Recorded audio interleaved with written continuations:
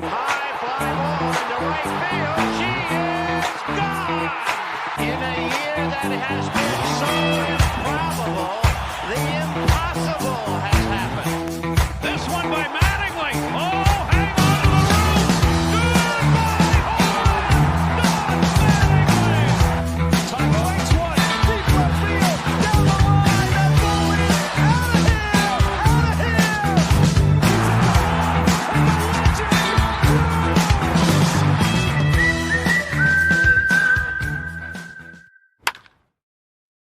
What's up, everybody? Welcome back to another episode of Tablesetters, covering all things Major League Baseball. As always, I'm Steve, joined with my tag team partner, Devin. What's going on, man? What's up? What's up? Welcome, everybody, to episode 93 here. Post All-Star game, post draft, post home run derby. Second half of the season, right around the bend here, about 2 days away. We're here on Wednesday. That comes back on Friday. So ready to go.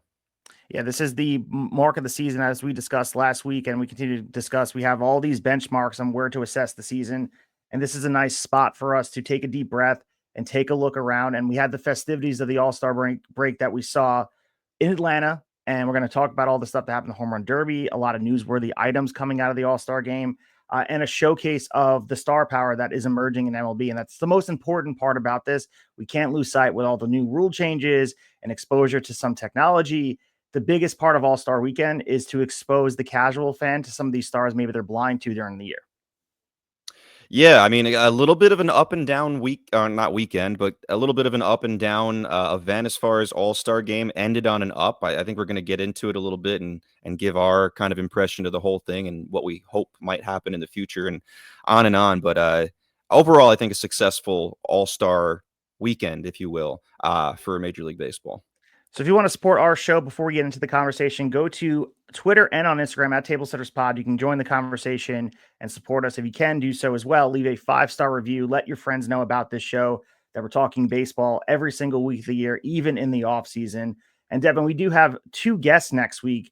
One that's official as far as date and time of release, and another we're trying to work out. But we are on the road to having a double feature with 2 deep thinkers, some unique perspectives, coming up on Tablesetters next week, if you want to provide some insight into that. Yeah, so Monday morning, actually, we are scheduled to record with Savannah McCann. Those unfamiliar, she really mostly does pre and post game with the Washington Nationals, but she also does some of her own stuff on Twitter and TikTok and all the social media stuff where she does short little videos, usually based on prospects. It seems like she has an interest in the younger players a little bit. So that conversation will be mostly Nationals based, but I'm sure we'll touch upon some other things as well. And then one that we have in the works, we were still trying to schedule, but we've made contact. Lance Brozdowski, easy for me to say, big time player analyst.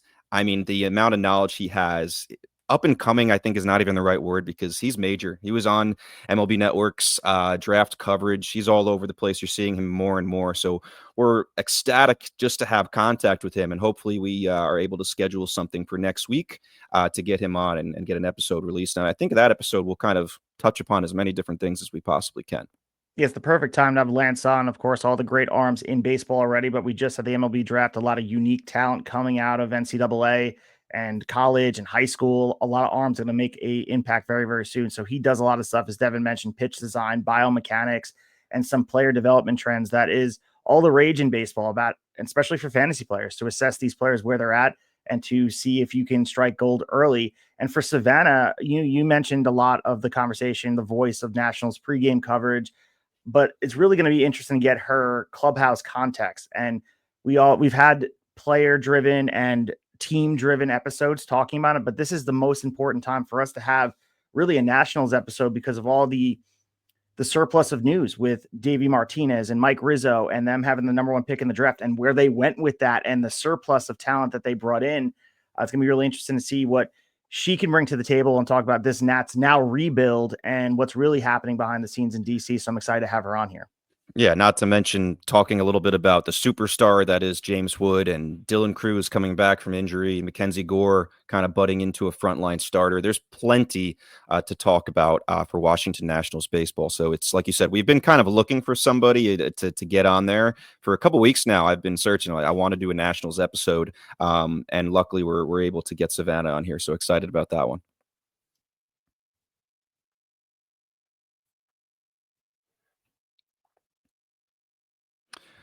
All right. So with that being said, we're going to hop into all the action down in Atlanta and talk about the All-Star Game festivities.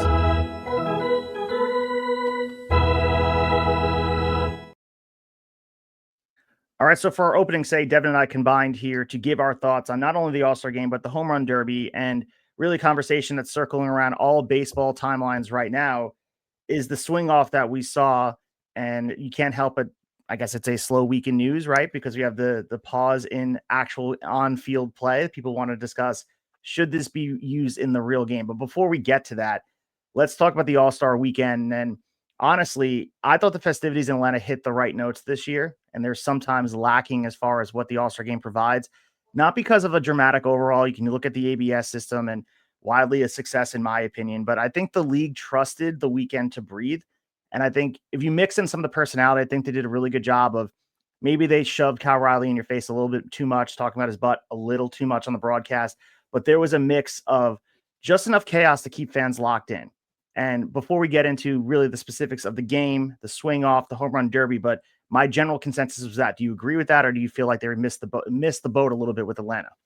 No, I enjoyed everything. The criticisms I saw for the most part, some people thought, listen, like the futures game and the draft should not be taking place when there are actual MLB games going on. Like make them their own thing. I can feel that a little bit. I get that, especially the futures game. Like that could be a bigger deal if you're not playing it on the same day that there's actual major league games still being played. So I feel that one, but I don't think it's the biggest deal in the world. I thought the draft, one criticism of the draft, none of the players were there in person. I'm a little bit undecided of whether that matters or not. I like that the Major League Baseball draft is quicker paced than the NFL. The NFL, man, like if your team picks 25th, let's say, and you turn it on at the beginning, like if you're just waiting for your team's pick, you may as well go watch a full length movie before your team is going to choose. Like it's like every team has so long to pick in the first round, and they basically show a movie after every pick about documentary about everybody's life. I like the quicker pace. So I'm not sure if it's a big deal if the players are there, especially with Zoom and all that stuff, being able to kind of interview them through that and kind of get a picture of their house and see them celebrating with family. I don't know. I don't know if it's the biggest deal. And then obviously the home run derby, the one big criticism was Brent Rooker, Cal Raleigh deciding by the estimate of 470 point whatever and how accurate that actually is instead of doing a swing off. And I've seen some people also say like we should go back to the old method, untimed, just a certain amount of swings and or outs and all those things. But overall, I think those are kind of nitpicky critiques, and I thought it was a very enjoyable 3 or 4 days in Atlanta. Yeah, I agree with that. I thought the home run derby was excellent. ESPN's broadcast left a lot to be desired. That being said, I thought the personality showed out. That Kyle Raleigh winning as the first catcher and the first switch hitter to take the crown, which was really interesting to talk about, was a great story. You saw his dad on the mound, his brother behind the plate. And you mentioned the high drama with Brent Rooker and the razor thin tiebreaker loss and conversation. That's what you want coming out of an event like this. And let's not forget to talk about O'Neal Cruz. I know you posted on Twitter about him. God. This guy was the star of the show. I thought this derby felt meaningful without being just overexposed, because this event a lot of times can be a little bit much. And I think the ESPN broadcast did that for me. I'd be honest with you. I had to lower down the volume on a lot of the commentary. It was bad. It was bad. I think it felt like the players were generally enjoying themselves, which is important to see the personalities. We saw a different side of Chris Sale on this broadcast, and I'm sure why. Rocking the Atlanta chain. I think it was Ozzy Albies' chain he was talking about. Mm-hmm. But regardless, this game and the home run derby is supposed to be fun, and it was just that. And we saw a spectacle from some players. And like I said, what I'm going to be taking out of this is Kyle Raleigh. Remember, as far as him coming out for the casual fan, I think this was his coming out party, and that's what this platform should do. But I will remember 513 O'Neal Cruz, an absolute stud, putting on a show at the highest regard of, and you can't help but be wowed about the talent, especially watching him and Ellie next to each other. The profile of a baseball player is clearly changing. What you're doing as far as drafting, these guys are big, they're strong, and they're choosing to play baseball. And we're lucky for it. O'Neill and Ellie De Cruz, they were very, very, to me, the stars of the weekend in a lot of ways. And a lot of people are going to be talking about Cal Raleigh, and they're going to be talking about, of course, Kyle Schwarber. But you can't forget about these other stars that they're playing in markets that don't get the same exposure. So events like this make you put a little bit more of a spotlight on them, and that's important to do. Yeah, O'Neill Cruz is interesting going forward because, like, a few weeks ago, the discourse around him was that he's almost getting uninterested in Pittsburgh. He's not running out balls. He just seems like he doesn't want to be there already. So there was a little bit of disappointment with him, and now I think the whole world got to see what kind of talent and potential he actually has. But I do think there's a question of, like, how does his career go from here? Because obviously he has all the star power in the world. But I want to ask you really quickly, what is your take on some people saying they think the home run derby should go back to the old way? No time, they get a certain amount of outs, so like potentially it could be longer because people kind of go nuts. You remember the Josh Hamilton one, and I feel like people remember the good ones, but in my mind, I feel like there was a lot of pushback then to go away from that format and be like, these are way too long, they're dragging on, they're uninteresting. Am I wrong with that? No, you're absolutely right. I think it's recency bias right now, and people remember things through rose-colored glasses. They remember 10, 15 years ago as being something completely different. A lot of the conversation across media about the All-Star game in general is, why can't we fix the All-Star game? Why is it not exciting as it was when I was a kid? Well, guess what? That's the answer. You were a kid. Christmas is way different when you're 8 than when you're 18 or 28. It's just the way we look at things through a certain lens of nostalgia. And I agree, the format now is, there's a rhythm to it. It produces better moments. Yes, was this year kind of the in-between not as exciting because you had Junior getting in there and he surpassed and won, didn't have to put on a show. So by the end of it, he didn't have as much of an opportunity to swing the same way Cal Raleigh did. But that was the point, because we watched Josh Hamilton. He put on the show in 08 in the Bronx, but he got overtired and then eventually lost to Justin Morneau. Quiz for everybody out there. Do you remember that Justin Morneau won that home run derby, or do you think it was Josh Hamilton? The case was, you absolutely looked at this as the format that we continue to look at as needed to change. And just because we look at this as something that right now is bothering somebody, it's you can never please every single person. With you there. I feel like recency bias for sure.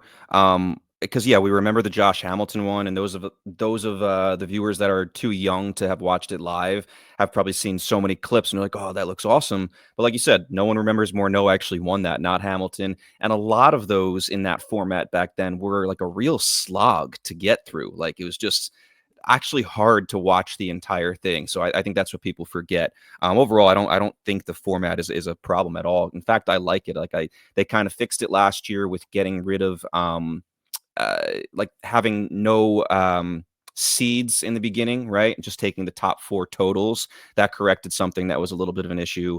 So I think they've done an okay job with that. Obviously, the decision between Raleigh and Rooker rubbed some people the wrong way, including Brent Rooker himself. I liked how honest he was about that. But that brings us to another conversation, and that's the actual All-Star game.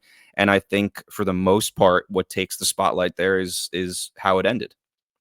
Absolutely. So I thought the game itself was tastefully done. The Hank Aaron tribute was great. The dugouts were engaged from the jump, and Paul Skeens and Tarek Skubal setting the tone early. And then you get the comeback. What else can you ask for? That the NL looked to run away with it. The AL stormed back, and then you got the Jacob Mizrachi moment. You got a Byron Buxton spark, and then the Stephen Kwan game tying squibber, which set the stage for something we didn't expect getting into the night of this swing off. We've heard about rumblings of the possibility that this could happen, but we get a swing off, and you saw the place come unglued. Not only the dugouts, but the people in Atlanta. This took a whole life of its own, where all of a sudden the sudden death feel was well beyond what we originally see in these extra inning situations. We've seen extra innings before in the All-Star game, but this was unlike anything we've ever seen. Yeah, 100%. Entertainment value was incredible. Obviously, it's a shame that some of the biggest stars were apparently no longer in the building, even though Fox didn't really want to say that. It seems like Aaron Judge was gone already. Shohei Ohtani seemed to be gone already. Otherwise, how are they not in there? And there's some other rumors that dispute that and say, no, they had to make these swing off lineups before the game even started. I don't really buy that. But no matter what, again, that's like a small critique overall. Pretty damn cool, dramatic. And I wonder, because everyone's talking about it today, and for the most part, super positive. And Rob Manfred listens to that when something like that gets a positive response. What do you think about the future of this? Is this just an occasional All-Star game thing we're going to see when the game ends up tied after 9? Or do you think this has a little more life? I think it has a lot of life here. I don't think anything is done unintentionally by Rob Manfred. You mentioned them setting the stage for this. The format, 3 swings apiece for 3 hitters on each side if you've missed it. And there was an electricity that cannot be ignored. But if you're looking at the unconventional nature of this and some fans pushing back about why this shouldn't happen, for being honest, Major League Baseball already sidestepped any tradition years ago with the Manfred man rule, starting extra innings with a runner on second. If you're going to break baseball from convention, you might as well do it in a way that showcases the sport that's actually good. You get power, you get pressure, you got all the drama. So I would rather do this than a Manfred man situation where you don't win off a sack bunt and a wild pitch. You win because you hit the ball out of the ballpark. You have this exciting nature. 3 chances, you either do or you don't. I understand it would rub people the wrong way, but it's better than deciding things on a bloop and a sack fly. And that run doesn't actually exist anywhere. Like, where does it sit on the, yes, you get an RBI for it, but it doesn't go on anyone's earn run line. Would it work for regular season games? Under the right circumstances, you would have to put it in perfect places. This would be a huge step in a direction of really alienating that traditional fan base and saying, this is not the game for you anymore. But maybe you don't start in the 10th inning of every game like you do the Manfred man. And maybe not on every night, but maybe about 11 or 12 innings in, you go with that. And when bullpens are drained and fans are thinning out, you give them something compelling, resolution that reflects some skill. But just keep in mind, like you said, Manfred doesn't ignore things like this. He listens. And you watch the Mizorowski thing, which is a low level situation compared to this. He's foregoing tradition for clicks and viral nature and securing the casual fan. Watching Schwarber delivering, if you're a fan of this not happening, the way it went down last night cannot be good for traditional baseball fans. This is the type of stuff we're going to be seeing more often. It's going to take time, just like ABS, robo-umps. It's not going to happen next year, maybe the year after that, but it's not going to happen small. But this is eventually going to be how they decide extra inning games. It will be. All right, but here's the thing. I have a major hole to poke in it, and I'm curious of your answer to this.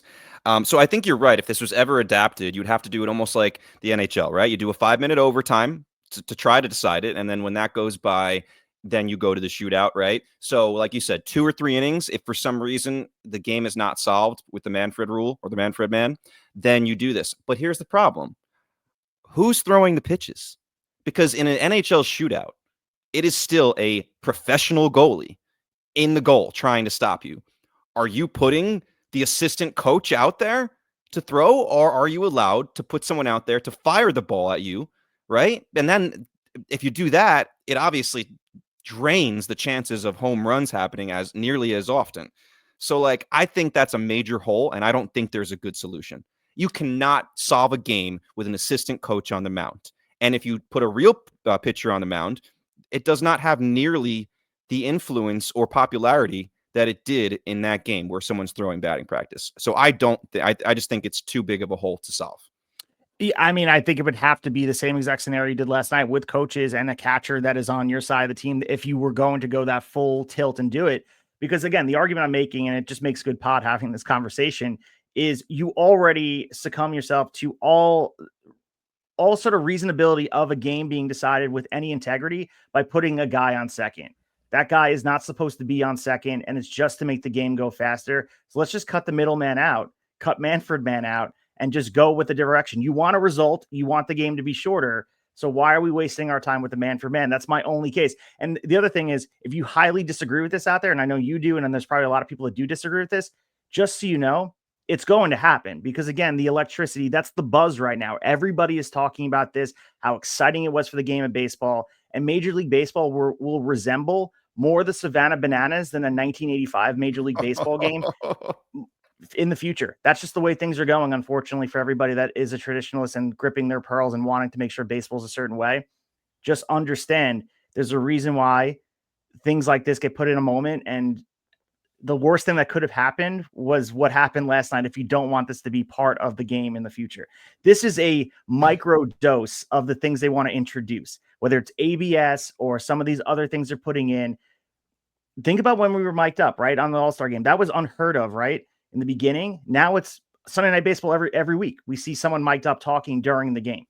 All these things eventually come into play, and Manfred has a grandmaster plan. Just like the gap in his teeth, it's certain. Yeah. Oh man, I just can't get past who's throwing the pitches. Like at the very least, it has to be the same person pitching to both sides. Maybe it's a pitching machine, but like I just think you're getting kind of a little far out there with that. Like I liked the pageantry, and if that wasn't a problem, the pitching part, I think I'd be able to get my head around. All right, we've gone to 11 innings, 12 innings. Let's go to the swing off now. But the pitching thing, it sticks with me, and I don't like any of the possible solutions. Howie Rose tweeted, Mets radio man, one of the best in the game, been there forever, said, "What a great fun way to decide an otherwise meaningless exhibition. All you have to do is watch the reactions of the players and listen to the fans to know that this was a, pardon the expression, home run for baseball." And then someone asked him in the comments, "Howie, is this a prelude of what's to come?" And his answer was very succinct. Of course not. It decided an exhibition game. And I responded also with a question similar, like, do you think they actually could do this similar to the NHL shootout? That kind of format. He hasn't responded, but the comments are interesting because you have traditionalists in here that are absolutely beside themselves, and then other people, similar perspectives as to what you have here. I don't know. I'm not on the side of saying like this is definitely not going to happen, because I think there is a world where it is. And I'm not saying I hate it. I'm just saying there's one big problem that sticks out that the NHL doesn't have with shootouts, right? The NHL, you have a professional goalie trying to stop you, right? It's not real hockey. Obviously, it's not used in the playoffs because of that. And honestly, the playoffs are amazing because it could go to a million overtimes. I like the shorter games. I'm not a fan of extra innings going to like 18 innings like I have seen previously before the Manfred Man. I like the Manfred Man because it's still baseball. Like, he still can have strategy, right? Bunt the guy over. Maybe we're playing for 1 run. We playing for 2 runs. I don't think it's as bad as everyone puts, especially because, it's a regular season thing. But I don't know. I'm going to have to tweet this out, this question of, if this was ever adopted, how does the pitching work? I think that's a very interesting question and problem. Well, think of it this way. The diehards are watching either way, whether it's hate watching or not. And if it brings in casual fans, that's Manfred's, that's his MO. That's what he wants to do for this game of baseball. He wants to grow it. And I think a lot of comparison to this was the Four Nations format for the All-Star game last year for the NHL. And if you look at just the numbers, sheer numbers, there were 2 million people that watched the NHL Stanley Cup Finals. The year before, the year prior, there were 7 million people, or 7 to 8 million people watching the Four Nations. And you ask yourself, why? The format of it brought in the casual fan. So that will be continuing. Going back to the shootout, if you remember, and again, a lot of people out there listening may be too young to remember when NHL actually had the ties and you would split the point and there go, and you'd have these ties, and then you leave an NHL arena without any conclusion to the game you just watched. The shootout provided that, but there was significant pushback that playoff seeding was decided by this, and you were going to have games decided by this. So ultimately, and I know a lot of the conversation about baseball would be like you're making a mockery of the sport, and yeah, there is a little bit of that. But my argument will be you already are, and if the goal is to shorten the game under 3 hours, then what are we doing? This is exactly what you want anyway. You want the game to be ended, and for the NHL, eventually people just acquiesce and say, this is how it is. But the fact that you decide a championship in a certain way, and then you decide a regular season game in another way, feels like there's a disconnect that is just accepted in other sports, but baseball is getting to that same point. I mean, the man for man doesn't exist in the playoffs, but you do it in the regular season. I ask yourself why. A playoff seeding, a playoff position could be decided over one game, and that could be decided in an extra innings game that the man for man scored.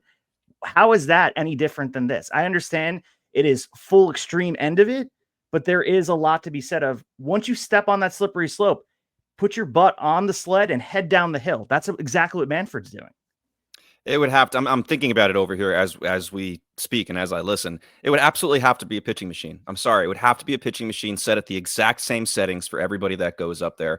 It would also change the way teams are structured. Like some teams like to structure around fundamentals and speed and defense, like the Brewers say.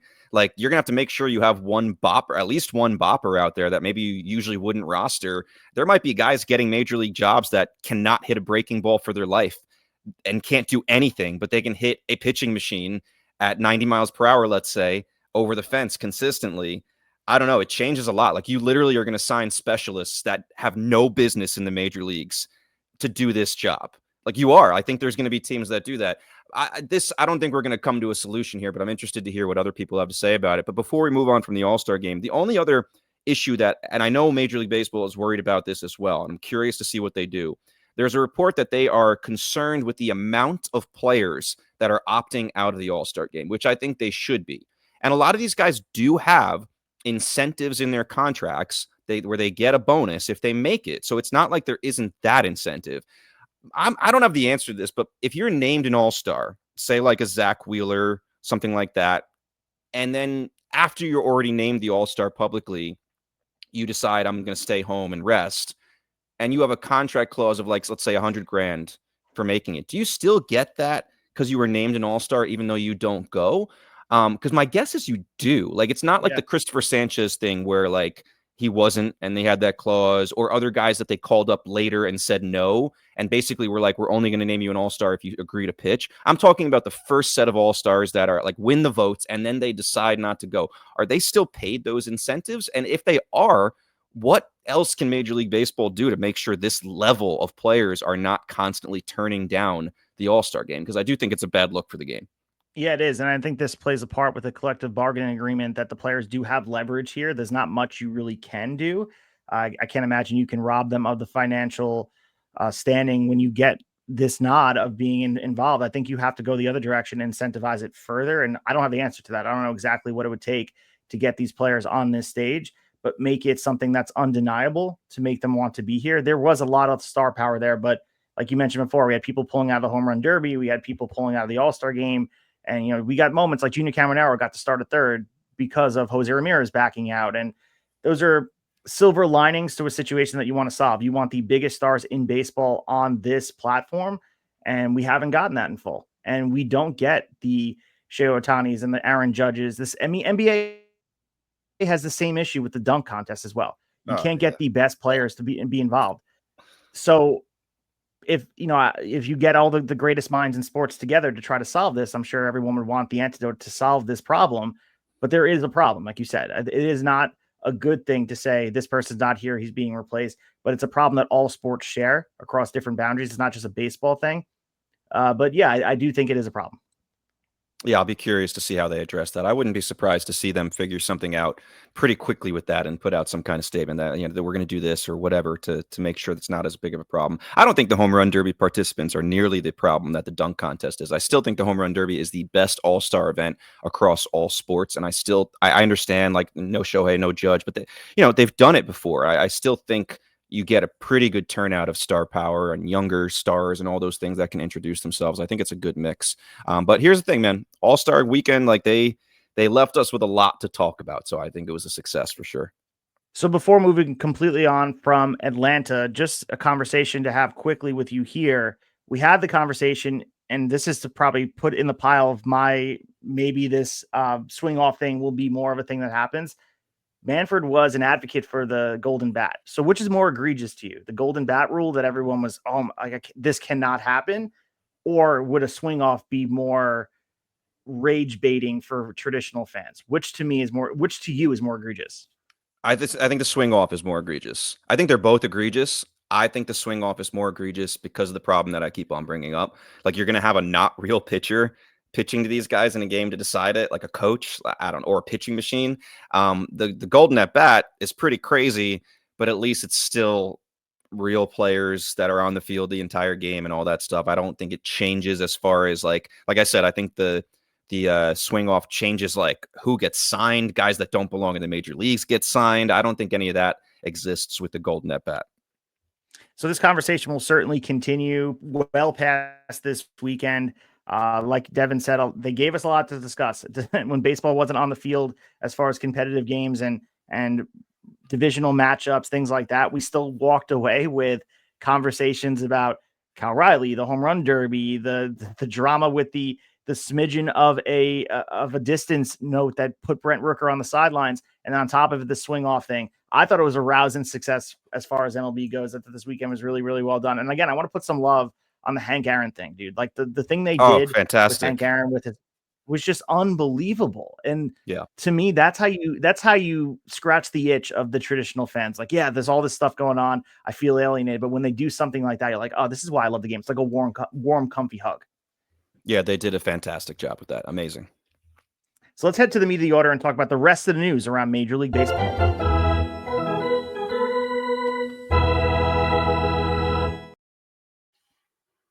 All right, Devin. So we're starting here with what kicked off the weekend. Well, the Futures game did kick off the weekend, but we had the MLB Draft as well. And a lot of conversations come of this. And the ultimate verdict will take years to materialize. So we're sitting here 100% having conjectured conversations. The immediate takeaways are going to be revealing plenty. And this is what podcasters definitely make their living on. We saw a lot of teams have some forward-thinking strategies. They use that bonus pool deployment to high upside swings and some foundational picks for these teams. Important drafts for some of these teams at the top of the draft. That was fascinating to look at how different clubs are building for the future. And despite baseball all really being analytically driven, there's a lot to be said about even in this world where things are all the same. Some of these front offices have a way different approach of what players they're assessing and who they want to bring into the fold. Yeah, I found the whole thing fascinating. This is probably as into a Major League Baseball draft as I've ever been. Glued on the TV for the first round completely, and these first rounds they move a little quicker, but there's also more picks because of compensatory picks and things like that. And teams like the Dodgers and Mets and Yankees that because they went over the luxury tax, the second level, they're not picking till picks like 38, 39, 40. So I was glued onto the first round, and then the second round I was still following, maybe not watching it as I was, but following everything.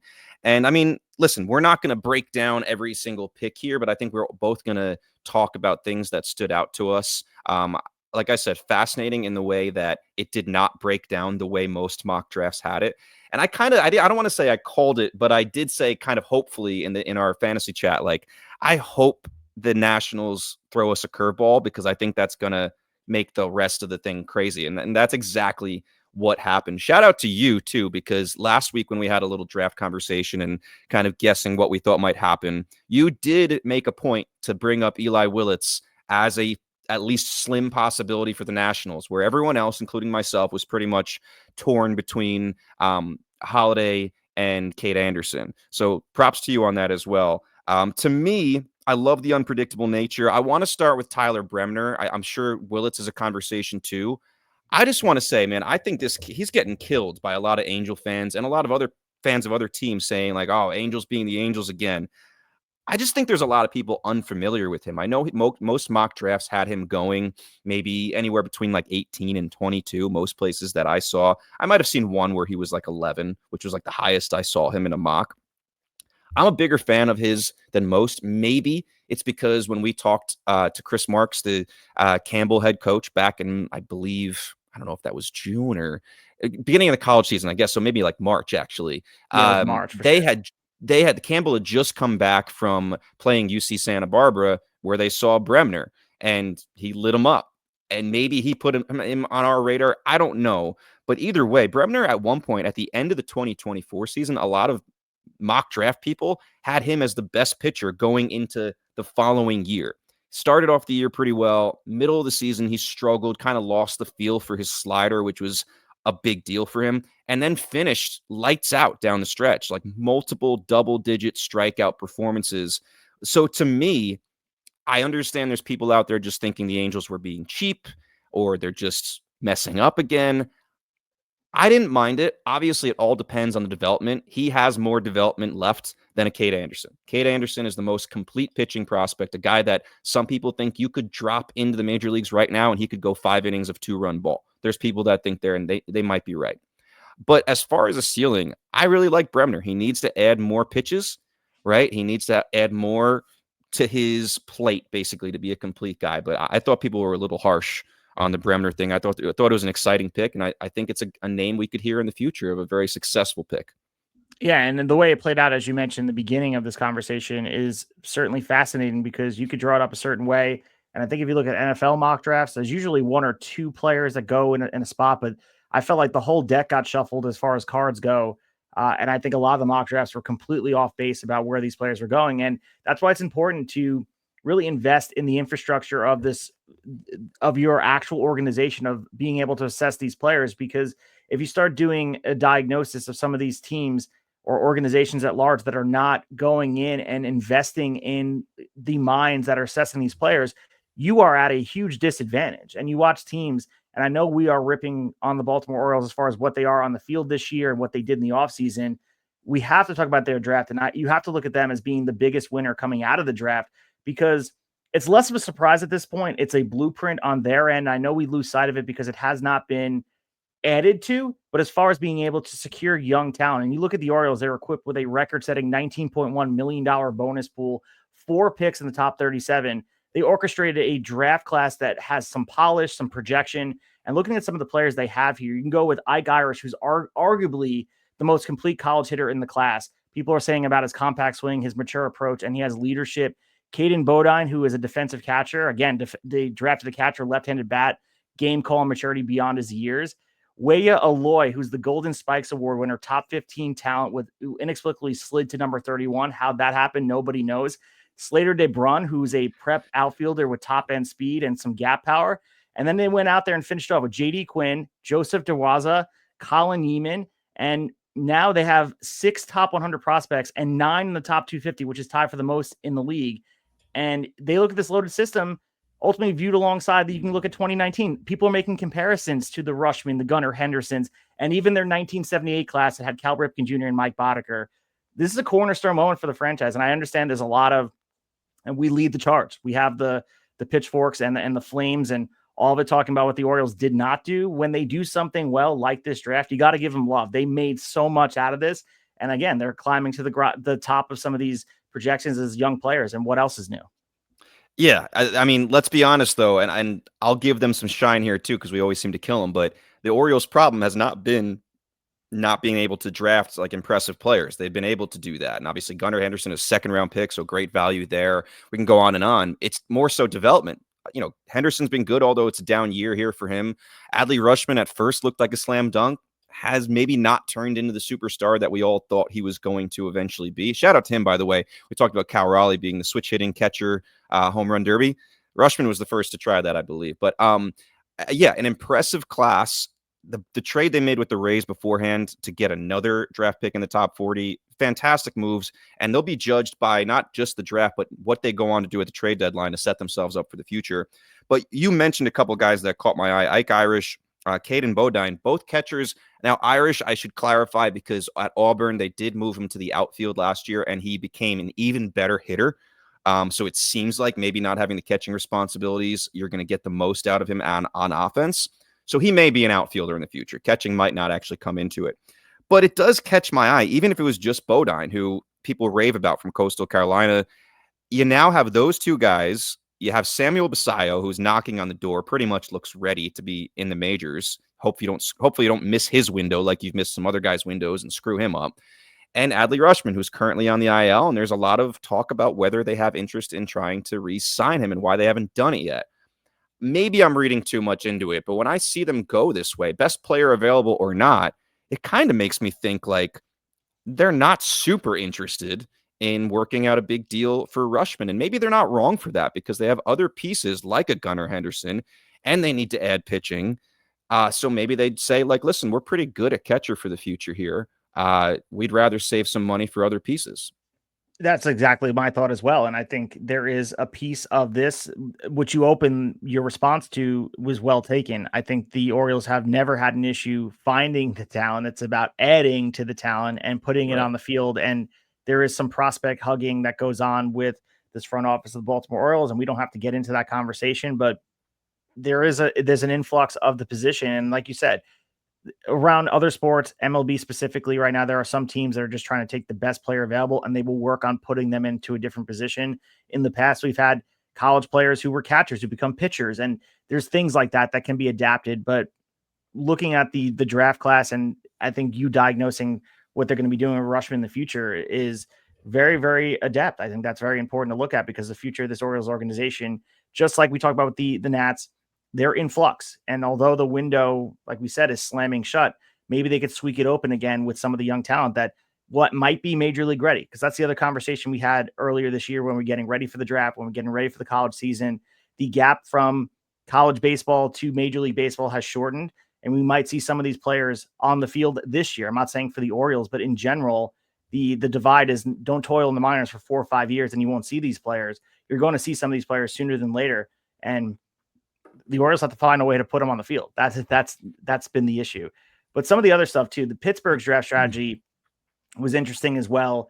They look to center around some upside and long-term development. It starts with Seth Hernandez, who was the high velocity prep righty that we discussed last week in full. Some critics are talking about him being the best pure arm talent in the whole class. I think the Pirates made a good choice here, adding another arm that looks to me like as advertised. Again, we're watching clips and watching a lot of reels and people talking about Seth Hernandez, but you can't help but walk away being impressed with, adding to maybe eventually, I hate to say this for Pittsburgh fans, having to replace a Paul Skeens when the time comes. Or, yeah, I mean, I think the hope is you see those guys together at some point. I like the Pirates draft. I think a lot of people like the Pirates draft. They clearly took a best available approach, like stacking more pitchers early. Angel Cervantes in the second round, a lot of people see him as the second best right-handed pitcher as far as youngster behind Seth Hernandez. So, like, that was a surprise to some people that they took both of them. But, I think clearly people think the Pirates need offense, and they didn't necessarily make that a priority up front in the draft. I think best player available is a good way to go because you can use these guys as trade pieces eventually. I think when you look at it, someone's going to be traded in the future for offense, and it could be very soon. I mean, Mitch Keller should be as good as gone. There's no reason to hold on to this guy. You don't know if his value will ever be as high as it is now. Go shop him around the league to any team looking for pitching, which is plenty, and take the best package available, regardless of who it is, whether it's your division rival in the Cubs or someone else. So I like their draft as well. I think Seth Hernandez, I mean, there's people say there is a little danger in taking a right-handed high school pitcher because usually you have to basically in your head schedule that there is going to be a Tommy John surgery in the future, maybe a few years down the road. I hate to be that person, but that's just kind of where we are in the game now. But yeah, I mean, they have pitching for days in that system. So yeah, I agree with you. Good job by the Pirates. Just go back to Orioles really quickly. I do wonder, and I will credit Divine Sports Gospel, our friends there, the Divines, for bringing up this idea that I had not thought of. San Diego is desperate for a catcher. I know desperate for outfield too, but desperate for a catcher. And they brought up the idea of like maybe Adley Rutschman is the best possibility. I think that, I don't know, the Orioles have trouble kind of pulling the trigger on certain things. But I wonder, I mean, the value's not super high, so that might be a reason for them to not to do it because he's been injured. He hasn't had a good season. Should come off the IL shortly after this break here, we think. But it's interesting to see if they hold on to him. But yeah, Orioles, good, interesting, brings up some questions. Can they develop the guys? Pirates, I like what they did. How many of these guys do they hold on to? How many of them do they end up moving? And then the other thing for me, unless you have other teams you want to talk about, I just wanted to point out a few guys that stood out to me as like value picks that I'm excited about in the future. Well, just in general, just mentioning Ethan Holiday finding his way in Colorado. Obviously, that stole the spotlight. The Rockies did have a balanced draft that got a lot of accolades from the pundits out there. Holiday, we talked about him last week. He might have been the first overall pick. We thought maybe he went to the Nationals. Future franchise shortstop, high floor, high character. This guy's ready to play. But yeah, I think that is something you pull away from. And they had a really good draft. I mean, they took away Max Bellew, who's maybe one of the most underrated hitters in the draft, according to all the experts out there, number 74. And then JB Middleton and Antoine Jean give the Rockies a pair of arms that could be contributing to a pitching starved system. And I emphasize that, Devin, pitching starved. They need arms. And I thought they did a good job getting him out there. The Red Sox, too, they did bolster some of the pitching depth as well. They did so a little bit aggressively here. Kyson Witherspoon, 15 overall. People are saying he might be the most polished college arm in the class, 4-pitch command, low maintenance mechanics. They did a good job there. And then Marcus Phillips and Anderson both bring mid-90s velocity. And the other thing, I guess we have to mention Kade Anderson because he would have been maybe again, could have been number 1 overall, fell to the Seattle Mariners. SEC tested, left-hander at LSU, big game pitching, most poised and polished pitchers in the draft. Seattle got a really good one. But what else is new? Seattle continues to have these arms. And man, look at that rotation. If you slide in Kade Anderson sooner than later with the Mariners, man, all of a sudden you have a guy that's like, holy shit, he could be, if he's a number 3 in that rotation, you have a nasty pitching staff that already was nasty.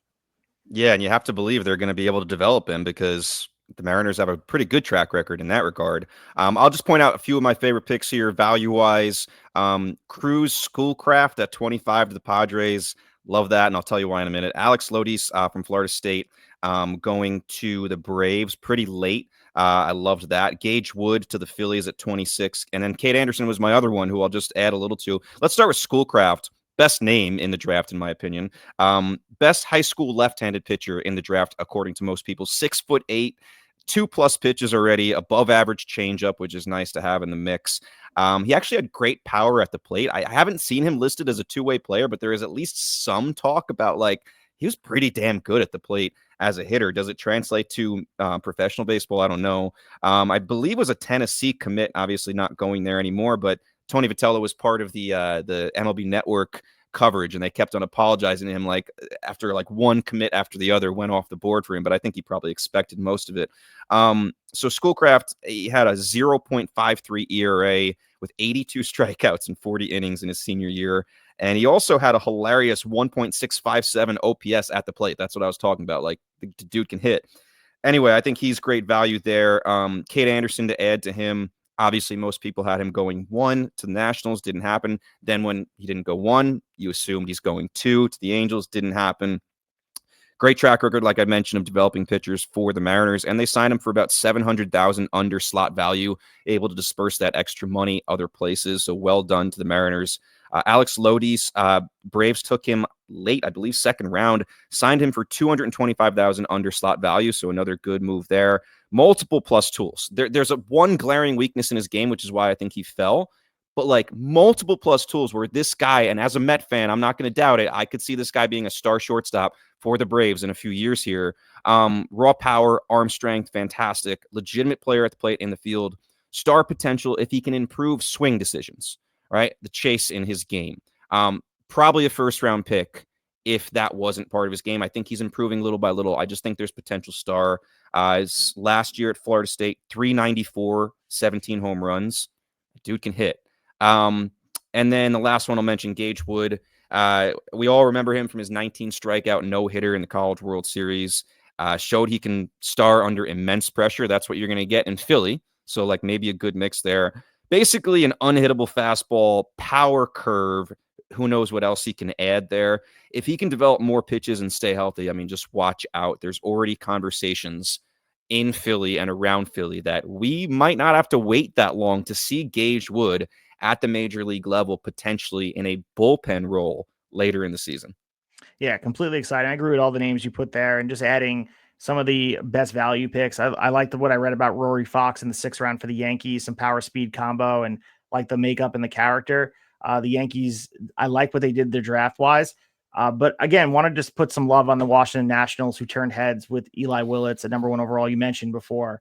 This draft is going to be, it either works or it doesn't, because the 5 players they had gotten here, between Eli Willits at number 1 overall, Ethan Petrie at number 49, the SEC slugger with elite bat speed, Landon Harmon at number 80, Miguel Syme Jr., and Corey James. These are going to determine the Nationals next few years. They, of course, are going to have a draft next year. Hopefully they are able to add to the team that they have here. There's a lot of upside to the players that are already on the field, but this crop of talent here, this is pivotal for the front office, and Eli Willits at the front of it. If they made the right choice, they're going to look like geniuses. But if they didn't, the boldness might shift to where they do in the future draft. So I love this for them. They use the savings to stockpile upside across the board. And, we have, Eli Willits, I discussed him last week. Like you said, like, there was a chance because of, his makeup and the prep that he's had at shortstop. He wasn't on top of many public boards, but clearly he caught the Nats' eye. And there's a reason why they went out there with no problem taking him. It's interesting how it worked out, because everyone had either Kade Anderson or Ethan Holiday being the guy they looked at, but Eli Willits was their love all along. So I love it. Looking at some of the draft approaches, because I know we're all stuck on day 1, but day 2 that happened, you get teams like the Tigers and Cardinals saving slot early to stack value in rounds 3 through 10. That's important because they're betting on depth and development rather than the front end stardom. And then you look at teams like the Nats and the Royals leaning into star power, being able to secure the star power that they can't get in free agency. So it's interesting to see how this works out, because you're trying your best to get the players in-house, like a James Wood for the Nationals. You're not going to be able to get that guy once he's fully realized on free agency markets. You want to be able to have him in-house, sell the jerseys, and be that guy. But watching teams like the Yankees and the Dodgers, they go out there and just continue model-based approach. They go with arm traits. They go overlook bats, trust in their system. Maybe it's not a little bit ho-hum because they know they can secure the star power. So it's interesting when you watch this from close range and seeing what these teams do. And then high school arms, man, I mean, they're not for everybody. You mentioned some of the risk we see with it. Risk-averse teams let big-name arms fall out again. The Pirates, as we mentioned, took Hernandez. The Padres took Schoolcraft, making bold picks. But other teams are like, nah, not for me. I don't want these guys out of high school, because there is a risk that goes with it. Of course, and like we've talked about almost every episode for months now, is like, you can't help but see these college players come more ready to help out pretty quickly now with how much the college game has improved. So a lot of teams are going that route now. That seems like maybe a safer route, more developed, ready, all around, ready to go kind of players. But overall, I'll just say this. My last point is the coverage of the Major League Baseball draft just continues to get better every year. I mean, this year just seemed all encompassing. It made someone like me, who I'm not going to sit here and act like a draft expert, but it made me feel like I can read up, I can watch, and feel confident in knowing who these guys are and who, have a little bit of a guess at who might make an impact down the road here. So shout out to MLB Network. Shout out to Prospects Live on Twitter. They had great coverage with some of our friends. Ross Jensen involved there with them now. Doc as well. I believe Brady Farkas was a part of that as well. So it's cool to see what they're doing on their own, kind of building from the bottom up, but just great coverage everywhere. And it's, as a baseball fan, it's really cool to see. Yeah, with the draft being front and center, it's very good for the game of baseball. We discussed getting fans invested with their favorite teams. Things like this help. And then one trend I'm going to put it out there for people to watch is the rise of the multi-inning weapon. You mentioned some of the things that the guys contribute, whether it be what we saw with Gage Wood for the Phillies contributing this year. I think what we're going to see from the Red Sox is going to be important to watch with Kyson Witherspoon. You might be getting these guys, like maybe eventually you'll be a fully realized starter, but maybe joining the fray quicker than usual will be this like versatile piece to be dangerous come postseason, October, etc. So that's something that is a trend in baseball that a lot of people were modeling themselves after, trying to get these multi-weapon inning weapons that can be sort of a Swiss Army knife come October, which is going to be interesting to watch. Yeah, and not completely unheard of. I mean, even it's crazy to say back in the day for this because it doesn't seem that long ago, but kind of back in the day, Houston Street, who I believe was drafted out of Texas, I'm pretty sure, like 99.9% sure, he made an appearance in the playoffs for, I think, the Oakland A's at the time, after being drafted that same year. So you never know. Maybe we do see one of these guys in the postseason down the stretch. So let's head into our fantasy baseball segment. We're going to look at some of what we're dealing with on our own team, diagnosing some of the issues, and talk about some fantasy MVPs and disappointments and who we think could potentially be a league winner.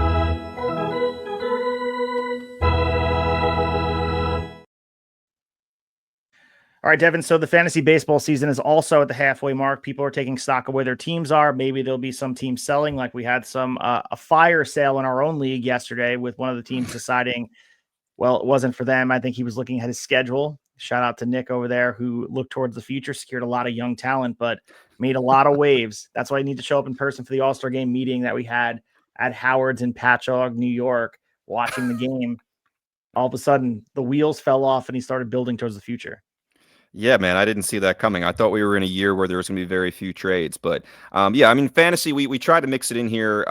We'll give some thoughts on our own teams, and then really the gist of this segment will be mostly kind of naming some of the biggest disappointments, not necessarily ours. Maybe they are, maybe they aren't, and then who we think may be league winners going forward. But I'll start with my team, man. So one of those trades we mentioned our friend Nick making was to me. I was able to acquire Kodai Senga as well as Reese Olson, who I traded to him preseason in a deal for Dalton Rushing, which I regret because I ended up dropping Rushing after he was only playing, 2 times a week. Can't really do that. Anyway, got those two guys. I desperately need it. I am a team that has been destroyed by pitching injuries this year. Tyler Glasnow just came back, which is fantastic. Chris Sale still out a while.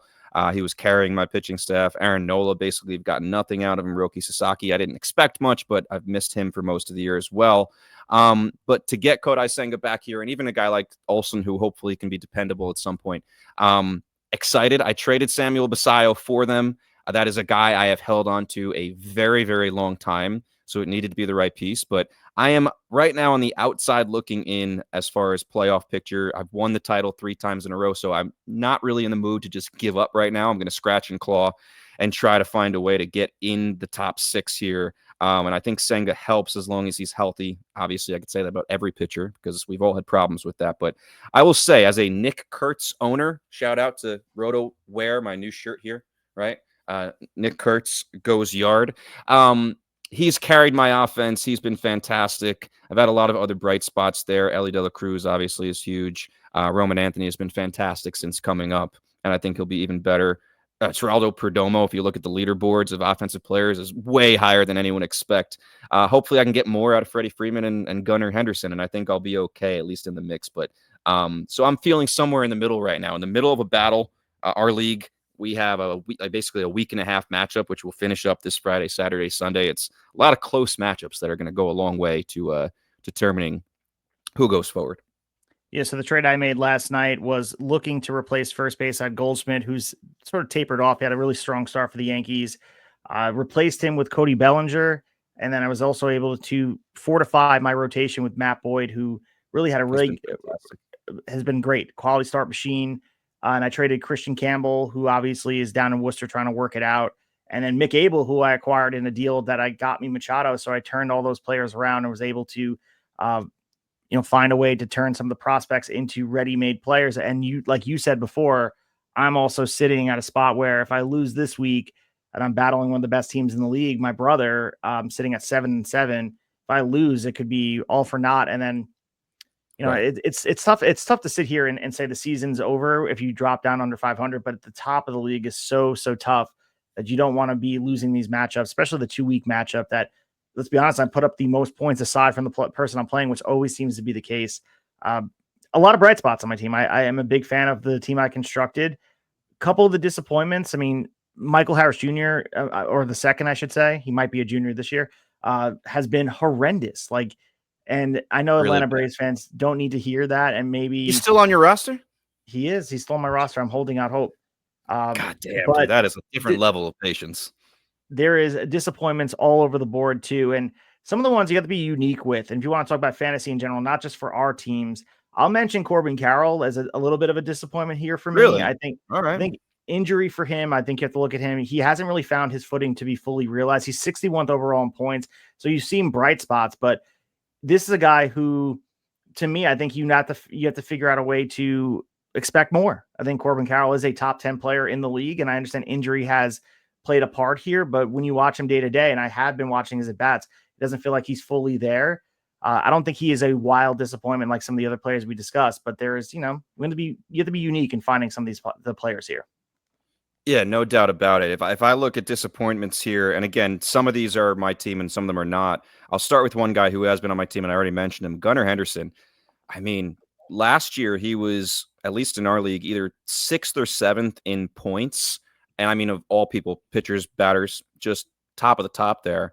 This year, he's 97th. I mean, that is a dramatic fall for a guy who's pretty much playing every day. I know he had a little bit of injury issues at the beginning of the season, but unless there's something I don't know about, he's out there playing. I'll mention another one. This is not as big of a disappointment as Gunnar, but Jaron Duran, not on my team. Last year, 7th in points. It was like a breakout. This year, 34th. Still pretty good, but when you're that young and you're all the way up at 7th, you expect next year to be, you keep on climbing, not a downward slope. I will say he's played better as of late, so maybe that's on the up and up if he stays in Boston, which is a whole nother discussion. An injury-related one, Cole Ragans. I mean, last year, 5th best starting pitcher in our league, points, head-to-head points league, only 48 innings pitched this season. We'll see if he's able to do anything in the second half, and obviously that has affected the Royals season as well. And then another injury related, and one of these guys is mine, but Yordan Alvarez, he's mine. Anthony Santander, not mine, but in the same boat as a Yordan as far as why they've been disappointment. Last year, both top 20 hitters in fantasy, and this year almost nothing. So that's my list of disappointments. And here's the thing, all 5 of those guys that I just named, very capable of turning it around in the second half. So I'll say this about the fantasy MVP so far, just because they're not on our roster, we have to mention players that have been carrying teams. And it goes with the obvious. Cal Raleigh, we discussed him a lot. Aaron Judge, of course, and Tarek Skubal. But we have to put more love on Pete Crow Armstrong and a guy like Hunter Brown. These guys are carrying rosters. And Pete Crow Armstrong is a player that, again, no one expected at this level the breakout. There was exciting attributes for this player. PCA right now is the number 3 overall in Roto leagues. He might be the NL MVP frontrunner. And if he keeps this up really at 85% of his current pace, this may go down as one of the greatest mid-round fantasy values of the decade, if you literally look at him from that perspective. And Hunter Brown, I mean, he fell outside the top 100 in most ADPs, and I think there was a little bit of love in our league for the fame that talked about Hunter Brown in a lot of circles about being the ace of the Astros. I think we put a little bit more love on the most leagues, but he's among the top 6 starters in baseball right now. And we can't get lost of like Tarek Skubal is doing utterly dominant historic things right now. So you really can't compare other pitchers to him at that level. And he's going to walk away with the Cy Young, Tarek Skubal. But in other years, Hunter Brown could be looking at a Cy Young award sitting on his mantle, just not this year, because Tarek Skubal is in a legendary generational run right now that has been every bit as advertised. So, yeah, and I'll just add to the fantasy MVP conversation so far. I mean, Brian Wu is not talked about enough. He's yours. Just our league is a big quality start league as far as the points you get there. I've always been, that's like basic. Everyone knows, it's not a secret. Like maybe my biggest strategy is like just target as many quality starts as you possibly can. I mean, every time he goes out there, quality start, it's unreal. So he's big on the fantasy MVP list for me. You can mention Garrett Crochet right there at the top as well, if we're going to mention Skubal and those guys. On the hitting side, Ellie De La Cruz, I mean, it's weird. It's like he's electric, but doesn't maybe get as much publicity as he should this year. He hasn't had what feels like a dominant season, but like he's easily top 10 in points on the offensive side, and he just does a little bit of everything. So he's going to stick around there. I just imagine where he could be if he can eventually take that next step. Like the potential is still through the roof with how young he is. But those two guys I'll name. And then going forward, and this is a little bit of guesswork, but you can try to go with, have a reason for each one as far as potential league winners in the second half. So I'll name you a few here. Matt Olson, I think, is an interesting one. He's had a pretty decent year, a better first half this year than he had last year. But if you look at his last season, in the first half, he had 229 with 13 homers, 44 RBIs in 95 games. And then he followed that up by going 271 in the second half with 16 homers and 37 RBIs in just 67 games. So he was huge in the second half. I just feel like there's part of me that thinks he could do that again. Have an even better second half, kind of explode, go off on the power joint a little bit. And, air's getting thinner with the heat just increasing every single day. I could see Olson being big. My boy, again, second time I'm shouting him out. Again, the T-shirt on, Nick Kurtz, 17 home runs and 206 at-bats. Firmly entrenched in the middle of that lineup in Sacramento now, where the first few weeks he was up, they were hitting him down in like the 8 hole and things like that. He's where he belongs now. All right, he's in the middle of that lineup. I think Sacramento, again, getting even hotter. Who knows how many bombs this guy can hit. And then Bobby Witt, another interesting guy, similar to Ellie, where they're superstars, but maybe just not getting as much talk this year because they're having good seasons, but it's just not standout amazing so far. Stats are still great. Power's been down a bit, 504 slug compared to 588 last year on the season. So I think there's a chance we see a power surge in July and August for Witt. Plus, he's been stealing more bases this year, 25 already. He had 31 total last year. So if he keeps that up, I mean, that's a league winner right there. 13.4% barrel rate on the year, but in July, 21.6%. The hard hit percentage is also up, so he may just be ready to go crazy. We all know he has that potential. And then I'll mention him again. I already mentioned him as MVP, one of the MVP conversations. I also think he could be a league winner. Brian Wu. I just love this dude. Brian Wu, most consistent pitcher in the league. I think he may end up putting himself in the Cy Young conversation along with Skubal and Crochet before the season's over. Yeah, I think Wu's going to get some votes as well, but I mentioned they all live in this. It's almost like Michael Jordan era of winning MVPs. Like I think Tarek Skubal, until he's ready to rest his cowboy hat and put his boots by the side of the bed, this is the guy that's going to win Cy Youngs as long as he's out there operating at this level. He's just otherworldly right now. So shout out to Tarek Skubal and what he's doing. Gets better and better every start. As far as potential league winners on my end, some names as well. George Springer. I think it looked like George Springer might have been cooked. I think we might look at him as a player that was like a bad free agent signing for Toronto. His expected WOBA over the last 100 plate appearances is 409. Right now, that's top 20 in Major League Baseball, and it's trending up. He is a player that could anchor a championship roster. He's been every bit as the player he used to be in Houston. Andy Paz of the Dodgers as well. We talked about Paz a little bit here as being this showcase player, and maybe this player that could showcase some of these deals, be a franchise player elsewhere. We made a comparison to a Verdugo. But if you look at really a lot of this, Paz bat has exploded since that conversation. So he took that personally, I think. But defense kept him in the lineup through his struggles. And if he can managing the strikeout stuff here, he's a second half player that could be even further unleashed. He's 53rd overall in our league points wise. I think Jeremy Pena as well. I'm a little bit partial because I'm over here rostering him. Injured at the break, I think quietly putting up his most complete season at the plate. And that's, I know people look at his postseason run, that's his most memorable moments, but this has been most complete. And if he comes back from this rib injury, fully realize he's a shortstop who could deliver top 5 production for the rest of the season. And you look at other players, Brian Buxton. I think obviously we know the risk with a player like him, but if he stays healthy, he does have Pete Crow Armstrong level upside. And if you're in need of power speed upside, he's worth the gamble. And in some formats that if you can secure him, I know he's rostered everywhere, but be able to secure him. And Chris Bubich of the Royals. I think he was drafted a guy expecting a lot from what he built on last year. Right now, he sits at 22nd most valuable pitcher in fantasy baseball. That's all leagues considered. So if he holds up physically in the second half, he's a league-winning starting pitcher number 4 or 5 in most rotations. And he has relief pitching eligibility in most leagues as well. So it's going to be interesting to watch the other players as well that we discuss in the college format. Will any player pop into the picture that's going to be fantasy relevant? I know we talked about a lot of these flexible relief type arms that doesn't really render a lot of things in fantasy unless you're playing in the roto format of securing saves and innings pitched and strikeouts. But as far as the points league on our end, it's going to be interesting to see if there's a Paul Skeens-like player that's going to join the fray. Could we potentially see them join us in a few short months? Yeah, all good choices and good questions. I'll finish with this before we turn and turn the page on fantasy and go back to Major League Baseball. Your brother Jimmy made a trade that to me is so interesting last night when the flurry of trades with Nick was going down. He traded Junior Caminero, which I was shocked by, for Jacob deGrom, and then Austin Riley, who's currently IL, and it's a nice replacement at third base for Caminero. But Caminero just seems like a guy who, I don't know, I expected Caminero to be a fixture on Jimmy's team for many, many years to come. Not necessarily saying it's a bad trade for this year. Like deGrom, if he continues to do what he's doing this year, could be a big piece. And Jimmy's a guy who lost Schwellenbach, so I get it, needing another big arm. I do have some concern with deGrom of are they going to, especially if Texas continues to fall out of things, are they going to manage his workload a little bit? He's already surpassed his innings total from the past several years. So I do wonder if there's any of that. But what do you think of the Caminero trade?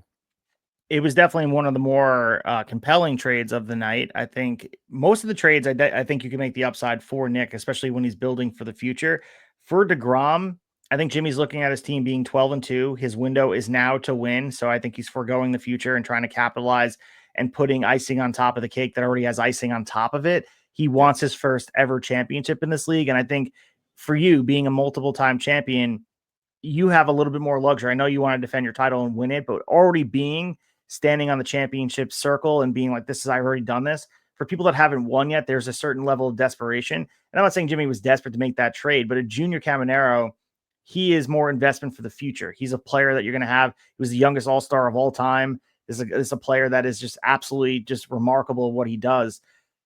I think for Junior, it's more the value long-term, and this deal will age better for Nick in the future. But as far as this year contributing on the field, once Austin Riley comes back, and hopefully maybe the Braves can figure all this out, whether it's Michael Harris and, like you mentioned, Matt Olson and Austin Riley, some of these players can realize and wake up. By the way, you guys have a second half of the season to play.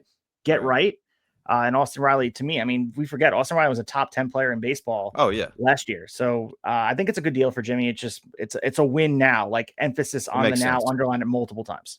That makes sense. Yeah, his time is now. Yeah, and interesting in that there is something to be said as far as like if you're going for your first championship or if you have a few under your belt.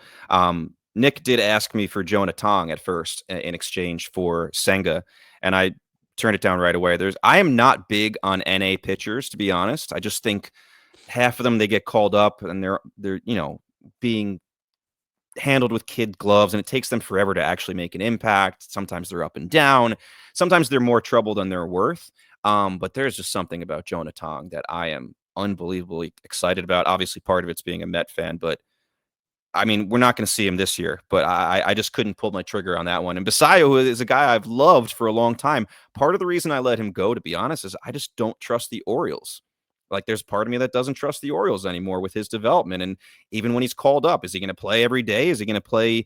I know he's a catcher, so maybe not every day, but or is he going to be playing like twice a week, almost like the Dalton Rushing thing in LA? So there was part of that. But yeah, interesting trades last night for sure. So let's head into our next segment here. We're going to revisit our preseason picks and make some second half predictions. Where were we right and where were we wrong?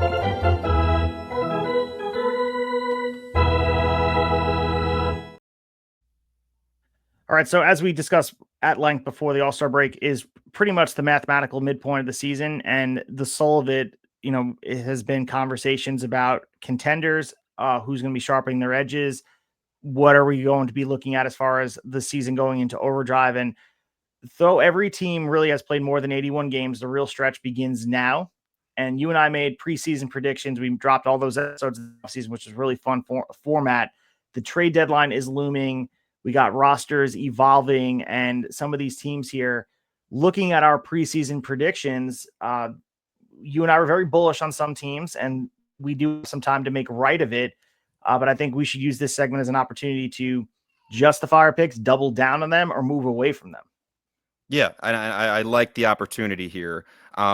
So basically how I went through my prediction is I kind of listed my biggest misses, my best call, which like maybe something I went out on a limb that ended up being pretty close, who I'm sticking with and who I'm changing. So I'll start with this. On the National League side, my biggest misses, the Diamondbacks and the Braves. I think almost every single baseball fan had the Braves in the playoffs. I think both of us had them winning the National League East. I did not have them going to the World Series or anything like that, but at this point, I think too many things have gone wrong for them to even be a playoff team. Diamondbacks, I think both of us had them going to the World Series, so that's a big miss. Listen, they're still in the mix around 500. They could get in the playoffs, but if the rumors of them selling guys like Josh Naylor, Eugenio Suarez, Zach Gallen, Merrill Kelly end up being true, you combine that with all the injuries they've had, Corbin Burns, on and on and on, I think it's a little bit of a stretch. I mean, it's definitely a stretch to get them to the World Series. If they're a fully healthy team, I still like them very much of being a thorn in someone like the Dodgers side. They're not complete. So those would be my biggest misses on the NL. And then the AL, the Orioles, huge miss. And the Rangers, I mean, I was extremely bullish on the Rangers, as I believe you were.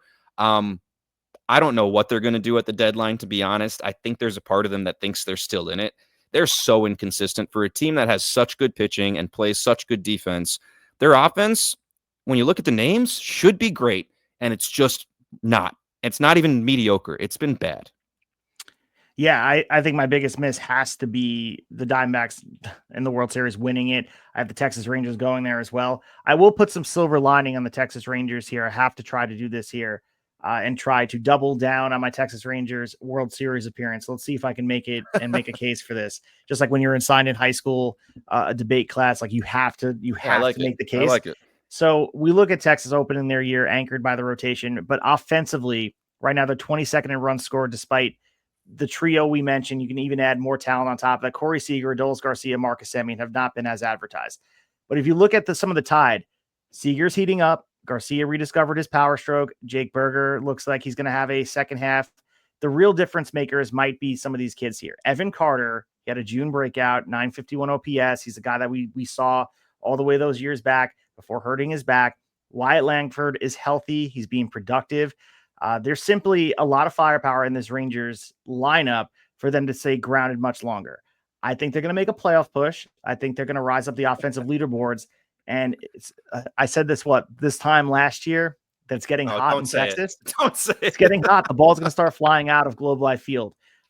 I'm going to force you to retire that quote. I'm going to say that they're going to emerge by the end of it being said and done. They're going to emerge as a top 10 offense in the second half. I think they dug themselves too deep of a hole to be top 10 by the end of the year. But I think from the second half, from the time the first pitch is thrown in the second half, they will be a top 10 offense to be reckoned with. Whether that's enough to get them out of the slide that they're at this point, they will not sell, and they're going to be looking at this through the optimistic point of view like I have. Yeah, that's what I call a stretch. All do you right, have well, time? Do you want to go with your Diamondbacks too? You want to give me a narrative with the Diamondbacks, or I don't, unfortunately. I think the Diamondbacks all right. now they have paved and asphalted the road of selling. It's so obvious right now. You and Eugenio Suarez and Zach Gallen, Josh Naylor, like this team is going to be on the full road to selling. So I really can't make the case for them to be emerging as the World Series champions. And if you have a lot of money that you want to burn in the backyard, put some money on the Diamondbacks winning the World Series. All right, fair. All right, so just a couple other things. My best call, I had the Blue Jays in the playoffs. I mean, as the 6th seed, so I can't sit here and be like, oh, I had them at the top of the AL East, but I did have them in the playoffs, losing in the first round to the Royals, but I had them there. So I think that was a pretty good call with as far as looking at the whole thing. Things I'm sticking with, and part of this is recency. I had the Boston Red Sox winning the World Series. For a long time. That was looking bad. Things are starting to come together for them. And now the notion of them selling all these players like Aroldis Chapman, Jarren Duran, Lucas Giolito, there's been guys like Jeff Passan coming out and saying it's not happening. Like they're going forward. They're trying to compete. So a lot of people starting to like their chances, but I had them from March as the World Series champions. So that'd be pretty cool if I could nail something like that. That was seen as very out of the box when I said it. I'm going to stick with them there. The changes I'm going to make here. So I had Red Sox over Diamondbacks in the World Series. My final four were Red Sox over the Royals in the ALCS, Diamondbacks over the Dodgers in the NLCS. So what I'll stick with here, Red Sox getting to the World Series, but I'm going to have Red Sox Yankees ALCS, which obviously would be ratings huge. I think the Yankees, I believe Cashman when he says he's going to go all in on the deadline. I think they make some big moves and acquire some big pieces that push them not quite over the finish line, because I do think Boston beats them in the end, but I think it's going to be super interesting. And then in the NL side, I will say, obviously, Dodgers will stick within the NLCS, but I'll have them beating the Phillies. I mean, Phillies starting pitching, fantastic. Offense, pretty good. I think they have two obvious areas of weakness. Their outfield and the back end of the bullpen. I think Dave Dombrowski goes out and figures out both of those. We know he's aggressive, and they have a lot of tools in the minors that are interesting pieces if they're willing to let some of these guys go. So in the end, I will now, instead of having Red Sox over Diamondbacks, I will have Red Sox over Phillies in the 2025 World Series. Yeah, I mean, I can't argue with that. I think that's a really good argument to make. I love the optimistic point of view on the Yankees, because if you look at the numbers for Judge right now, leading the American League, well, not anymore, but approaching, and we would imagine he's eventually going to get past Cal Raleigh and has a chance to be a Triple Crown winner, home run, RBI, and average. No one's done that in the American League since Mickey Mantle, as far as the Yankees go. So this is something you can't take. My point is, you can't be Brian Cashman, can't be the Yankees front office and let this slide. This is a generational talent that you have to add to. You can't wait for this window to close. And I understand the Yankees are win now always, and the urgency is there, but there's a lot of needs, holes that have been the same holes year after year. And for them to add at the deadline, I think the best thing that could have happened, and I know it sucked to watch for multiple weeks for Yankee fans to endure, was the slide they had, because it was embarrassing. If they would have been slugging through the mud and just been the same team that they would have been okay with staying pat and then eventually Tucker out as far as October goes. I think there is a shot that if you put the right pieces in place, whether it be Suarez, hopefully that pinky's okay from the All-Star game, that you put him in that spot, you fortify the bullpen a little bit, all of a sudden this team can be dangerous. Because just as Jekyll and Hyde as they've been very, very good. And if they get hot at the right time, I mean, I would sign up for a Red Sox Yankees ALCS, obviously. It should be definitely interesting. I think that we have to take a little bit of the temperature of the MLB season, that some of the teams that were in the first half are not what they are in the second half. So we're going to see in the first few weeks who is the real teams that are there. Like who the Dodgers were approaching the All-Star break. That's not who they are. We know that the Dodgers are going to be a tough out in the playoffs, if not the favorite, just to walk into the World Series unopposed. But I think looking at the Dodgers' underwhelming 4.29 ERA, that's holding them back right now. Clayton Kershaw, of course, stabilized some things, which is crazy to even say, but you're even relying on a Clayton Kershaw. Ohtani right now is the guy you're leaning on. Emmett Sheehan has quietly been pretty damn good.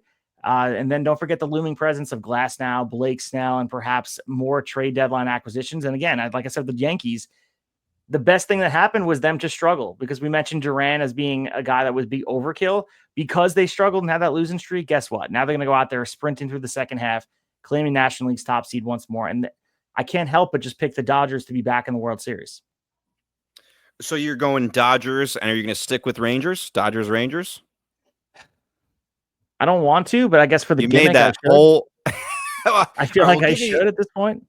Give me what you really think, because I know you're trying to go school project. Like, I'm sticking with one of my teams, Rangers, but I can tell in your heart that's not what you feel. So No, Dodgers.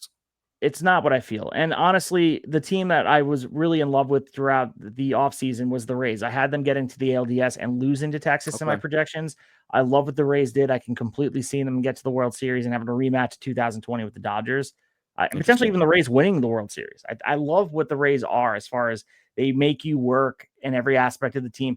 And you just feel like there's this crossroad of happening that they're going to put MLB on the spotlight, which will lead into our next story. Of they're going to make them play October baseball in a spring training ballpark. That's what they're going to have to do. And they're going to put their money where their mouth is. Well, the Rays are so interesting because they went on that hot streak, like, I don't know what it was, maybe 2-3 weeks before the All-Star break. And everyone was just like, man, this Rays team, like, they can do everything. They can play defense. They can run. They can pitch. They can hit for some power too, which sometimes in the past has been what they lack. They can do everything. And then the last week or so before the All-Star break, they came back down to earth and really struggled. And now you look at the AL East, and shockingly, like, they're behind the Red Sox. I believe it's Blue Jays, Yankees, I think. Blue Jays, Yankees, and then the Red Sox right behind the Yankees, and then the Rays. So, like, the AL East, we've said it a few times here, like, clearly the most fun. But I agree with you. Like, what they're capable of if they can get right. They are a scary team. And like you said, that transitions into our next topic. Two really big stories about the Rays over the last few days. So really, after months of behind-the-scenes pressure, some growing uncertainty where Tampa will be, we had Stu Sternberg agreeing in principle to sell the franchise for $1.7 billion to a group led by Florida developer Patrick Zalewski, according to The Athletic. So Zalewski, a little background on him, Devin. He was the founder and CEO of Dream Finders Homes, which is a Jacksonville-based home builder whose company closed more than 31,000 homes nationwide since its founding in 2008. So he's also on the board of trustees at the University of Florida, expected to prioritize relocating the Rays to Tampa over returning to their longtime home in St. Petersburg. So we look at the ownership group in total. They have Bill Cosgrove, who's CEO of the Union Home Mortgage, Ken Babby, the owner of the Akron Rubber Ducks, and the Jacksonville Jumbo Shrimp, and two highly regarded minor league baseball franchises. So we can eulogize Sternberg at another time as far as him purchasing the Rays in 2004 for $200 million and making a huge profit on this team here. But I think really the story here is this team, first of all, staying in Tampa is a huge story in its own right, and prioritizing this franchise with a lot of money behind it. We watched what it did for the Mets with Steve Cohen as far as selling the team. Does this change the identity of the team? Are they going to be a team that's going to be players in free agency? Are they going to be spending money? How does this change in total? We won't know until it takes hold, but it's certainly something that is combining with mounting pressure from Rob Manfred and other owners. This had to happen, and they accelerated the sale process, and the transition can be finalized as early as September 2025. So we're on the track of it. In the meantime, they're still playing their games at George M. Steinbrenner Field in Tampa, and they have to make the best of it. But this is a silver lining for Tampa fans that where this team might go to Nashville or go to Charlotte or wind up in Montreal. This team seems like it's staying in Tampa, Florida. Yeah, and I think that's what we have to be hopeful of. Obviously, there's always the conspiracy theorist in everybody that you feel like, oh, are they actually going to stay in Tampa, or is there a chance they get distracted by something, a little shinier object? I think it sounds like they're going to be in Tampa, which is exciting. And like you said, as far as will they end up spending more money, I don't think anybody knows yet, and that's going to be down the road for us to find out. I mean, if you look at the Orioles situation when they got new ownership, everyone expected them to suddenly start spending like drunken sailors, and it just hasn't happened yet. I mean, they haven't even extended their homegrown players, which seems like an obvious thing to try to do. So we don't know, but good news for Tampa. And then the other part of it, and this caught me by complete surprise, is they came out and said that if the Rays make the playoffs, they will be allowed to host games at Steinbrenner Field in Tampa in front of the 10,000 person crowd. I was positive that if they make the playoffs, their games, we heard like maybe Atlanta, maybe the Globe Life Stadium in Texas, a few other possibilities. Very surprised that Major League Baseball is okay with them playing playoff games in front of 10,000. Yeah, I remember the story was pretty relevant here on Long Island when the Islanders were playing intermittently at the Nassau Coliseum, and when they started to approach a playoff spot, they said if they made a cup run, they were going to move the team from Nassau Coliseum because it doesn't have the media capability. Because if you remember with the Coliseum, for those local here, they got rid of a lot of the skyboxes and the media things, and I say skyboxes quote unquote because this team really had no infrastructure. That's why they left Nassau Coliseum. But NHL made it a point, like, we will not play our championship here because it's just not doable for the media that comes in for the Stanley Cup. Now look at Major League Baseball. If, let's just say, the Rays do make a World Series run like I predicted last segment ago, and you have a World Series taking place in Tampa, whether the attendance being 10,000 in its own right, it's its own problem, but is this stadium capable of holding the media that a spectacle like the World Series has? Let's just say we have the Rays playing the Dodgers in the World Series, and you have Shohei Ohtani and all the spectacle that goes with him. Do they have an ability to pivot on the fly and use this stadium? I understand it's the Yankees minor league ballpark, so if you want to take a ballpark that is set up for success as far as media capability goes, yeah, that's a problem. Like, and I understand that it's probably better. Like, you don't want them going to Texas or going to Miami. You want the Tampa fans to enjoy it. But it feels like putting this in the world right now, it almost is inevitable it's going to happen, because it's like, that's how things work, that there's a Murphy's Law thing that MLB is going to be forced to be like, oh yeah, you said there's going to be October baseball here. Let's see how it goes. Yeah, I mean, you can't really, I mean, you could backtrack, but it'd be a really bad look. I got to ask you, so Dodgers Rays is your prediction. Do you have the Dodgers beating the Rays, or you have the Rays pulling the ultimate upset? And I have the Dodgers winning as well. I just think the Dodgers right now, just in this, I mean, I want to be, I know. I personally want to say the Texas Rangers are going to win the World Series just to play the gimmick. And if they do, you guys can go back to episode 93. Like, he called it, but he did it all in gimmick. So who knows? But I think the Dodgers will wind up getting the win. And I think them struggling for the time they did is going to be the worst thing for Major League Baseball, because it showed them, like, we're not invincible. Now we need to bat down the Death Star and find more abilities to knock you guys down a peg, unfortunately. It would be sweet poetic justice if, like, Blake Snell is out there in a big game and Dave Roberts pulls him too early and the Rays go on to win it, a la Kevin Cash. But that'd be an interesting World Series for sure. No doubt about it. So moving to our final story here, we have Byron Buxton shutting down some trade buzz during this deadline. Obviously, the Minnesota Twins entering the All-Star break at 47-49, just behind the division leading Guardians. Speculation has begun to swirl about the intentions at the trade deadline. I want to correct myself. The Detroit Tigers are the division leaders. Not sure why I said the Guardians, but the intentions for Byron Buxton and the Minnesota Twins and where they're going. This is guy, the face of the franchise by all accounts here. This is a two-time All-Star. We discussed how good he is when he's on the field, keyword being on the field. His quote here was interesting. He said, quote, "I can't be traded. I got a no trade clause. I'm a Minnesota Twin for the rest of my life. That's the best feeling in the world, knowing I get to walk into the clubhouse. It's going to say Twins for the rest of my life." So 31 years old, Devin, one of the more dynamic players in the game when healthy. He's under contract through 2028, $15.14 million annually. Full no trade for him. Is Buxton a Twin for life if you had to put your money on it? I mean, when he speaks, I believe him. Like, I actually loved the quote. Caught me by surprise, but I'm not 100% convinced. I still think, I said this a couple weeks ago, I think it makes all the sense in the world right now for the Twins to trade him if he was able to, like, if he was willing to waive his no trade clause. You don't know if his value is ever going to be this high again with his injury history, unfortunately. And it hasn't worked with him anyway. And on the other hand, it's still a pretty team-friendly deal. $15 million a year for a guy when he plays what he's capable of is worth way more than that. But, like, we've seen players say this before and then have a change of heart when it's actually brought to their attention. I mean, Justin Verlander years ago did not look like he was going to agree to the trade to Houston. And last minute, literally, they approved it. and he went there and obviously did big things in Houston, and now you can't even imagine his career without that part, honestly. So like, are you telling me if Byron Buxton, I mean, it sounds like he loves Minnesota, and I'm sure part of it's just having roots there and all that stuff, but like, if you're approached like, hey, you could go be a New York Yankee in a World Series push, and I those two haven't really been connected. I'm just saying, like, you're not tempted to do that. I don't know. I would say on a scale of 1 to 10, how convinced I was that he means it when he says like he's not agreeing to any trade. I'll say it's a 9 out of 10. It was pretty convincing. Yeah, I agree with that. And, the Twins have shown that they're willing to spend money. I know they became a little gun shy. The Carlos Correa thing made them feel a certain type of way.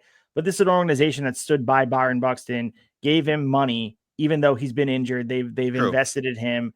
So that has to go a very long way. And the grass is not always greener. For you to be a team, yes, you can make a postseason run, but who's to say he doesn't believe in the young talent? There's a lot of great young talent in Minnesota that is on their way, and Buxton may want to be a part of it. So I do buy it as well. I think if the right thing comes there, and we have to keep in mind that if the Twins front office rubs him the wrong way in some way, things could shift. But for right now, I do believe it. And I think he's going to be a Twin for at least through the remainder of his contract for the next 3 years. Yeah, I think that's probably, I mean, even for this next segment where we're going to talk about Twitter trade suggestions, I had a Buxton one on there, and then I saw that video clip and I was like, I'm taking it off. I don't know if it's realistic right now. All right, well, let's head to the Who Says No segment. We have some trades that Devin scoured social media to find, and we're going to say, who says no?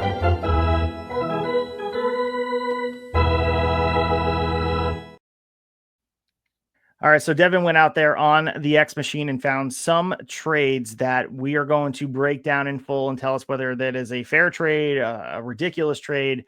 This segment got a lot of decent conversation going after we did it 2 weeks ago. I think was the debut of this segment, Yeah. But Devin, introduced them. This first one's from at Blue Jays recap of the Blue Jays potentially getting their ace.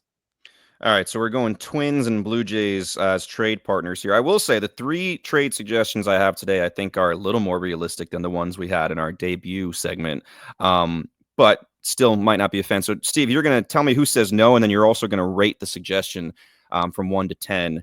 10 being a really good suggestion, pretty even on both sides, 1 being just god-awful and one-sided. All right, so Blue Jays recap, as you said, suggests Twins trade Joe Ryan, starting pitcher, and Louis Varland to the Blue Jays in exchange for starting pitcher Trey Savage, their second-ranked prospect, Aurelvis Martinez, second baseman, third-ranked prospect, outfielder RJ Schreck, 18th ranked prospect, right-handed pitcher Angel Bastardo, 26th ranked prospect in the Blue Jays organization, and Jonathan Clase, who has 100 at-bats with the major league team right now, still only 23 years old. So as far as this trade goes, if they're smart, I don't think either side says no. I think this is smart on both sides. I think Twins get upside, the Jays get an ace, and this is one of the rare times you look at a win-win depending on the goals of the organization. So for the Blue Jays, as we said before, Joe Ryan, durable top 15 starter in 2025, under control, pairing him with the rotation they have a legitimate 1-2 punch that they're trying to be winning the AL East. I think Varland adds some immediate depth as well. For Minnesota, they are intriguing, of course. As I said before, they are 2 games under 500, looking to retool. And this would be the perfect thing to do this year. Upside bats, some arm, strong return. Savage, frontline pitching prospect by all accounts. Research a lot of the stuff he's done in the minors. Aurelvis Martinez, infield power potential. Jonathan Clase has some MLB exposure ready, game-changing speed. I think both these teams say yes. I think the team that probably says no, if there is someone who says no, I think the Blue Jays will say no because of what they're giving up to do this. But I think it makes sense on both sides. So are you going 10 out of 10 here? I'm going to go 9 out of 10 only because I think the Blue Jays are Pretty giving solid. up more than they're going to be asked for. All right. Well, good job to Blue Jays recap because I don't think we gave more than a 4 out of 10 last time we did this segment. I agree with you. It's interesting on both sides, and shout out to a guy who clearly is a Blue Jays fan by his handle, being able to step back and realize that both sides need to be getting something. I mean, Joe Ryan, 2 years of arbitration remaining here, so there's like no desperate need for the Twins to move on from him. So you have to get something back. Savage is a very intriguing piece for sure. And Aurelvis Martinez, I mean, last year he was called up and then like just a few days later, the PED suspension, but people have forgotten about him, has had a very high profile. People were excited about him for a while, and he's still ranked number 3 in that system. So once you kind of rub the ugly part off with the PED suspension, there's probably still a lot to like there. So yeah, I'm with you. I'll give it I think a 9 is right, because I think you're right. I think the Blue Jays would be the team that balk at it.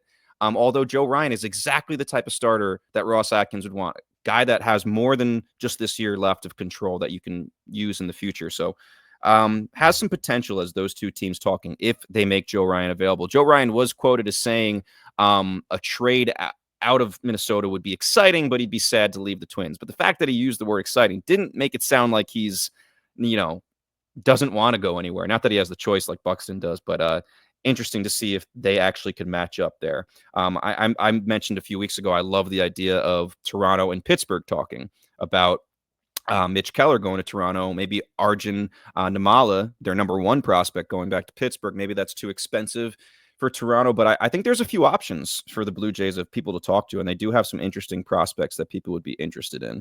All right, our second one we're going to go to, the handle is at JF Catcher.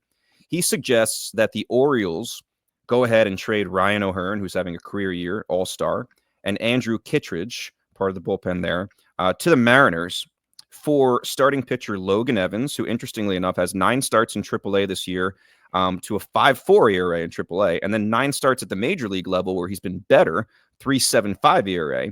And then left-handed pitcher Brandon Garcia, who is their 13th ranked prospect, who has a 2.45 ERA at AAA. So Ryan O'Hearn and Ryan Kittredge going to Seattle in exchange for some pitching going back to Baltimore.